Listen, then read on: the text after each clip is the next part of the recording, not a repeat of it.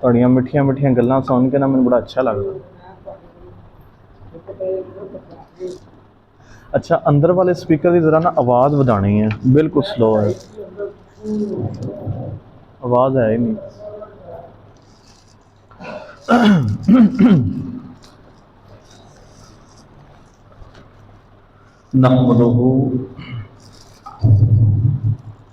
نحمدہ ونصلی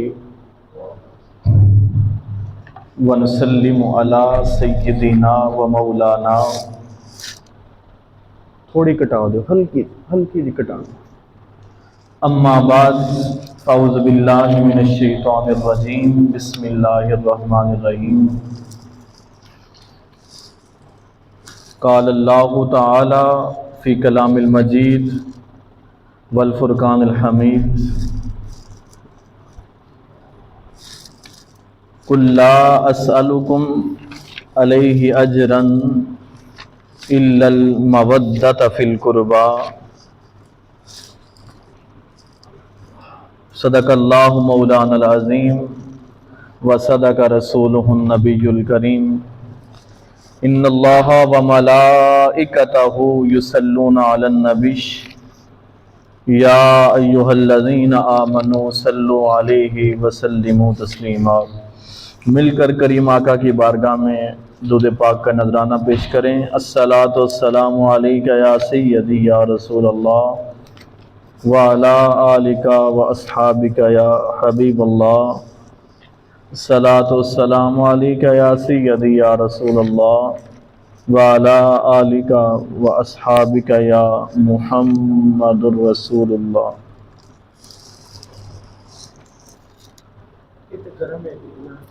مال و دولت نہ میں جاہ و حشم مانگتا ہوں، مال و دولت نہ میں جاہ و حشم مانگتا ہوں، صدقے حسنین کے محشر میں برم مانگتا ہوں۔ اور جب کبھی سیدہ فاطمہ نے بلایا در پر، سیدہ پاک سے شبیر کا غم مانگتا ہوں۔ اور حسین گر نہ شہید ہوتا تو آج گر گر یزید ہوتا۔ نبی کی سنت عیاں نہ ہوتی، خدا کے گھر میں اذاں نہ ہوتی۔ حسین گر نہ شہید ہوتا تو آج گر گر یزید ہوتا۔ نبی کی سنت عیاں نہ ہوتی، خدا کے گھر میں اذاں نہ ہوتی۔ بشر کے چہرے پہ زنگ ہوتا، اسلام کا اور ہی رنگ ہوتا۔ حمد و ثنا کے بعد قابل قدر احترام حاضرین و سامعین، پچھلے جمعۃ المبارک پر بھی ہم نے کربلا کے بعد جو مظالم ہوئے ان میں سے چند ایک کا ذکر کیا۔ آج بھی اسی موضوع کو آگے بڑھاتے ہوئے چند چیزیں تاریخ کے حوالہ سے، اور جنہوں نے امام حسین کو تکلیف دی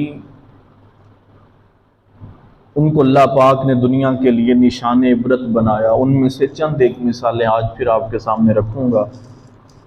اللہ کے حضور دعا ہے کہ اللہ کریم ہمیں اپنی بندگی کا حق ادا کرنے کی توفیق عطا فرمائے، اپنے رسول کی تاجدار کائنات کی اطاعت اور فرما برداری کرنے کا اللہ پاک ہم سب کو توفیق عطا فرمائے، اور خانوادہ رسول کی اللہ کریم ہم سب کو محبت اور الفت نصیب فرمائے۔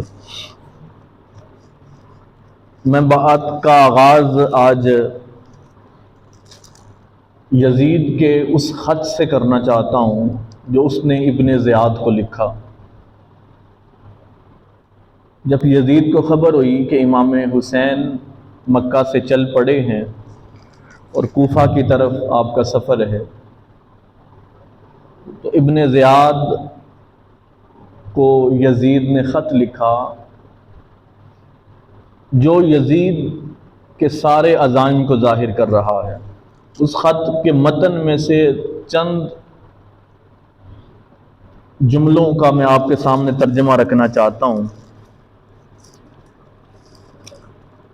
یزید کے الفاظ ہیں کہ مجھے خبر ملی کہ حسین کوفہ پہنچنے والے ہیں۔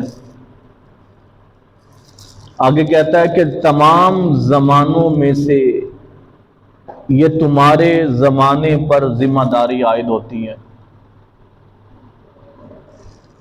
تمام صوبوں اور شہروں میں سے یہ ذمہ داری تمہارے شہر پر آ پڑی، اور میرے جتنے گورنر ہیں ان میں سے یہ ذمہ داری اب تم پہ آ پڑی ہے۔ میں دیکھتا ہوں کہ تم کس طرح اس سے عہدہ برا ہوتا ہے۔ دیکھ، اگر تو آزاد ہو گیا یعنی کامیاب ہو گیا تو تیری عزت میں اضافہ ہوگا، ناکام ہو گیا تو ذلت تمہارا مقدر بنے گی اور تم اس کے بعد غلام بنا لیے جاؤ گے۔ اس خط کے متن میں سے میں نے چند لائنیں آپ کے سامنے رکھی جو یزید کے عزائم دنیا کے اوپر کھول کر ہمارے سامنے آ گئے کہ وہ چاہتا کیا تھا۔ اب اس کے بعد اگر کوئی یزید کے بارے میں نرم لہجہ رکھے یا نرم سوچ رکھے تو اس کے اوپر ہم اس کی سوچ اور اس کی ایسی فکر کے اوپر ہم کیا کہہ سکتے ہیں۔ اللہ پاک ہمیں حق سچ کو بیان کرنے کی توفیق عطا فرمائے۔ اب جب میدان کارساز کے اندر یہ سارے معاملات ہو گئے، کربلا کا معرکہ ہو چکا، تو یزیدی فوج نے ان سارے شہداء کے سروں کو اکٹھا کیا اور ابن زیاد کے دربار کے اندر کوفہ کے اندر پہنچایا۔ آقا علیہ السلام کے ایک صحابی ہیں حضرت زید بن ارقم رضی اللہ تعالیٰ عنہ، بڑے مشہور صحابی ہیں، اور انہوں نے آقا علیہ السلام کے ساتھ 17 غزوات کے اندر بنفس نفیس شرکت کی۔ آقا علیہ السلام کے ساتھ جنگوں کے اندر شامل ہوتے رہے۔ غزوہ سے مراد، غزوہ اس جنگ کو کہتے ہیں جس کے اندر تاجدار کائنات خود میدان میں تشریف لے کے گئے ہوں، اس کو غزوہ کہتے ہیں۔ تو آقا علیہ السلام کے ساتھ حضرت زید بن ارقم نے 17 غزوات کے اندر شرکت فرمائی، اور جب جنگ صفین ہوئی، حضرت علی المرتضیٰ اور ادھر دوسری طرف وہ بھی مسلمان تھے۔ بہرحال جنگ صفین کے اندر بھی حضرت زید بن ارقم حضرت علی المرتضیٰ کی جماعت کے ساتھ تھے، یعنی آپ کے شانہ بشانہ جنگ کر رہے تھے۔ اور یہ وہ خوش قسمت صحابی ہیں کہ جن کو کوفہ کے اندر ذکر اہل بیت کی وجہ سے اور امام حسین اور آپ کے خانوادے کے ذکر کی وجہ سے اور تاجدار کائنات کی آل کی محبت کی وجہ سے سن 66 ہجری کے اندر کوفہ کے اندر آپ کو شہید کیا گیا۔ یعنی آپ کی شہادت اور وصال بھی اہل بیت کی محبت کے اندر ہوا، اس پائے کے صحابی ہیں۔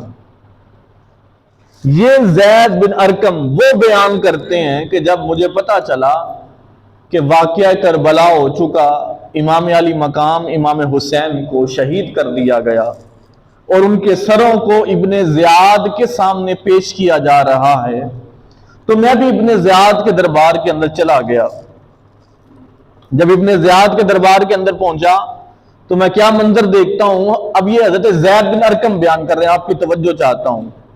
تو چاہتے ہیں کہ غلطی سے یہ جنگ ہو گئی یا ان کو خبر نہ تھی. یہ مکمل ارادتاً سارے عمل ہو رہے ہیں, اور اس لیے میں نے تمہیدی طور پر آپ کے سامنے یزید کے خط کا کچھ متن آپ کو پڑھ کے سنا دیا کہ اس کے پیچھے سے گائیڈ لائن بڑی سخت تھی کہ میں دیکھنا چاہتا ہوں ابن زیاد کہ تو حسین کے ساتھ کس طرح عہدہ برا ہوتا ہے. اس سے مراد کیا ہے؟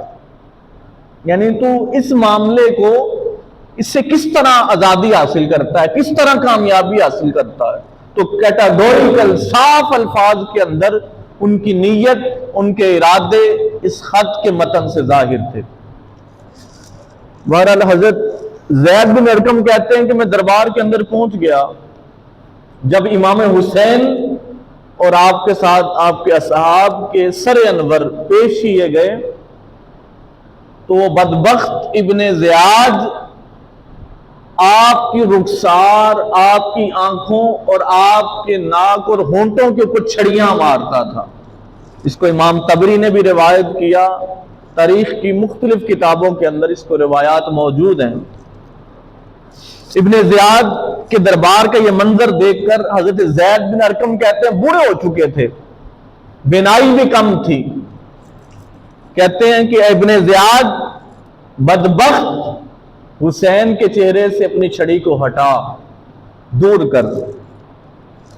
جس چہرے پر تو چھڑیاں مار رہا ہے, جن ہونٹوں پر تو چھڑیاں مار رہا ہے, ان ہونٹوں کو اور اس چہرے کو میں نے مصطفیٰ کو چومتے ہوئے دیکھا ہے.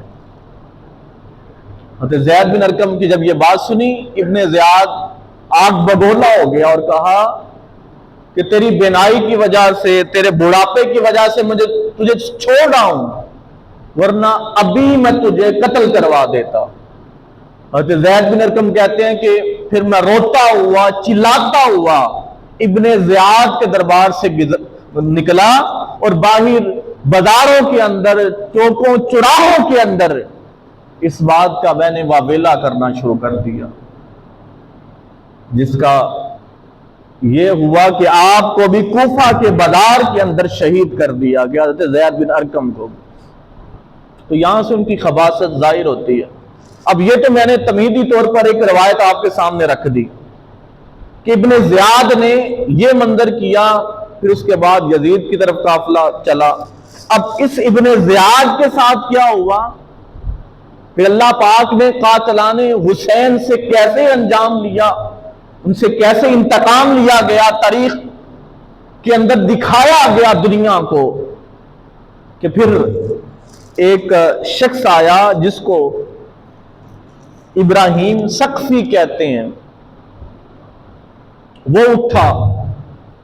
اس نے کیا کیا کہ جس کے بارے میں اس کو پتا چلا کہ فلاں فلاں بندہ امام حسین کو تکلیف پہنچانے کے اندر, شہید کرنے کے اندر, آل رسول جو بعد کے اندر جن کو قیدی بنایا گیا, ان کے ظلم کے اندر جو شامل تھا, سقفی کو پتا چلتا گیا, وہ ان سب کو مارتا گیا. یہاں تک کہ اس نے ایک بہت بڑی فوج ابن زیاد کی طرف بھی بھیجی, اور ابراہیم بن اشتر اس کو اس نے سپہ سالار بنایا اور کہا کہ ابن زیاد اور اس کے ساتھیوں کے اوپر حملہ کرو اور مجھے ان کے سر چاہیے. اب سقفی کی فوج آئی, مقابلہ ہوا, انہوں نے ابن زیاد اور اس کے حواریوں کو قتل کر دیا. اب قتل کرنے کے بعد ان کے سر اسی طرح اٹھائے گئے اور سقفی اس کے دربار کے اندر پیش کیے گئے. اب یہ جو سقفی ہے, یہ بھی اللہ پاک کے اذن سے سارے معاملات کو اس نے اٹھایا. کتابوں کے اندر ہے, تاریخ ابن عساکر نے بھی بیان کیا, دیگر مورخین نے بھی بیان کیا کہ آقا علیہ السلام کی آل میں سے ایک شخص ہیں, انہوں نے کہتے ہیں کہ میں نے خواب کے اندر دیکھا. کیا خواب کے اندر دیکھا کہ اللہ پاک نے, امام عینی نے بھی اس کو بیان کیا ہے, دیگر تاریخ کی کتابوں کے اندر بھی آیا کہ میں دیکھتا ہوں آل رسول میں سے ایک شہزادے کہ آسمان سے اللہ پاک ایک مخلوق کو اتار رہا ہے، اور وہ مخلوق کیا کر رہی ہے؟ وہ قاتلان حسین کو تلاش کر کے ان کو قتل کر رہی ہے۔ وہ کہتے ہیں کہ کچھ عرصہ گزرا تو ہم نے کیا دیکھا کہ زمین پر سقفی نام کا ایک شخص نمودار ہوا، جس کا ایک ہی کام تھا کہ جس نے آل رسول کے ساتھ دشمنی کی ہے اس کو ڈھونڈ ڈھونڈ کر یہ قتل کرتا رہا۔ تو کہتے ہیں ہمارا خواب اس طرح پورا ہو گیا۔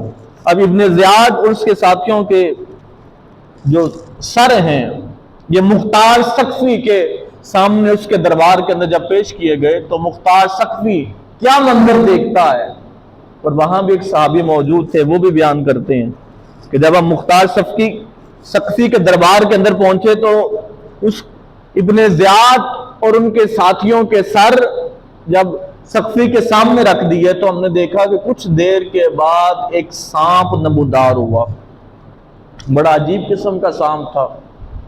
کہتے ہیں وہ سانپ نمودار ہوا، وہ سروں میں سے گزرتا ہوا ابن زیاد کے سر کے پاس پہنچا، اور اس کے نتنے سے یعنی ناک سے وہ سانپ اس کے جسم کے اندر، اس کے سر کے اندر داخل ہوا، اور وہ سانپ یہاں سے داخل ہوتا، کبھی اس کے چہرے سے باہر آتا، کبھی ناک سے داخل ہوتا، کان سے باہر نکلتا، کبھی ناک سے داخل ہو کر آنکھوں سے باہر آتا۔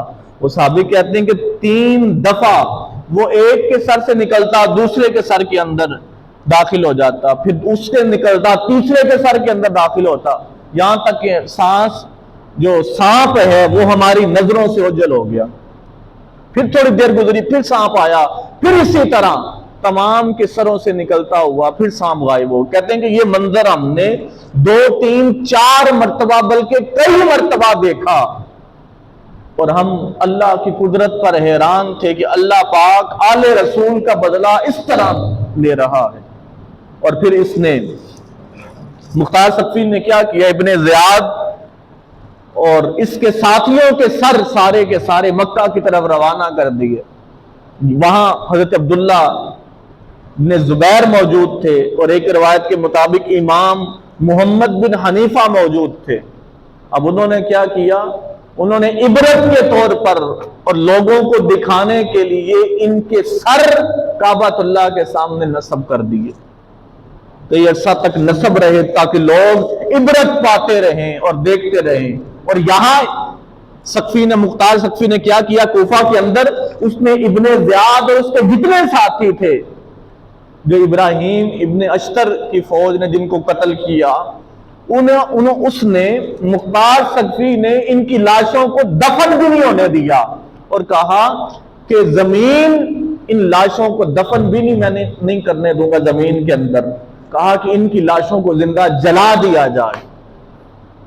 یعنی اللہ پاک نے یہ بھی قبول نہیں کیا کہ جو آل رسول سے بغض رکھنے والے ہیں، ان کو شہید کرنے والے ہیں، ان کو ایذا پہنچانے والے ہیں، اور ان کے سر انوروں کے ساتھ سروں کے ساتھ بے حرمتی کرنے والے ہیں، اللہ پاک نے ان کی لاشوں کو زمین کے اندر دفن بھی نہیں ہونے دیا، اور اس نے ان کی لاشوں کو زندہ جلا دیا گیا۔ اس طرح کی بے شمار روایات ہیں۔ بس امام علی مقام خدا کی رضا پر راضی تھے،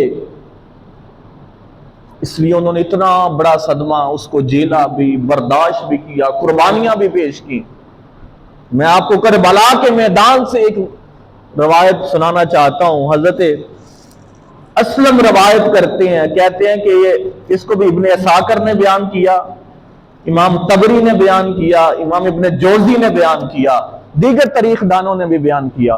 کہتے ہیں کہ وہ ایک شخص تھا جو کربلا کے اندر موجود تھا، اور امام علی مقام کی یہ ساری جنگ جو یزیدیوں کے ساتھ ہو رہی تھی اس کو دیکھ رہا تھا، اس نے بیان کیا۔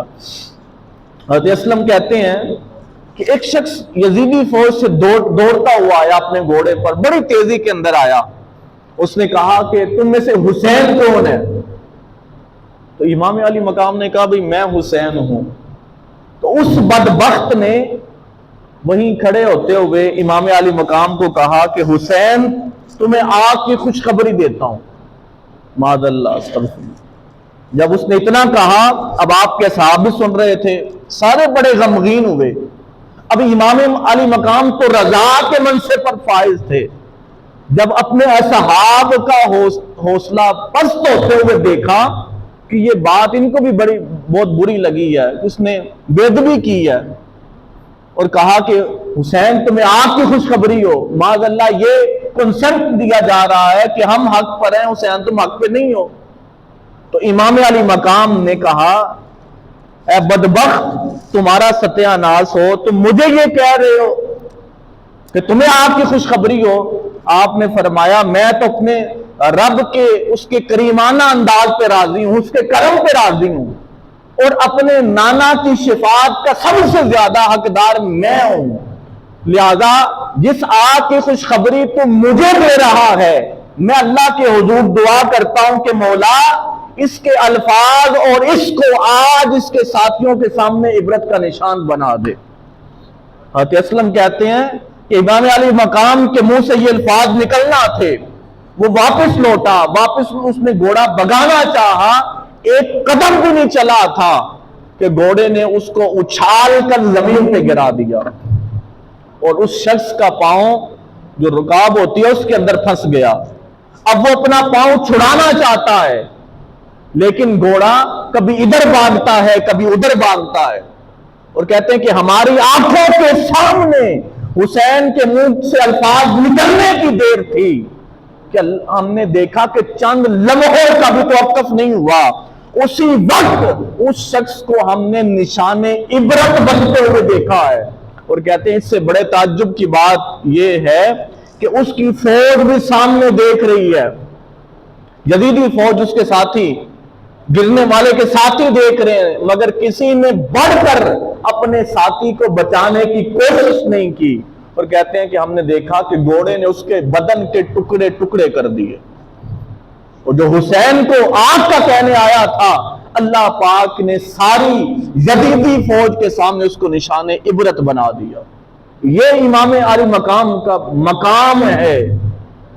مگر آپ خدا کی رضا پر راضی ہیں، آپ رضا کے اعلیٰ درجے پر فائز تھے، اس لیے آپ نے سر تسلیم خم کر دیا۔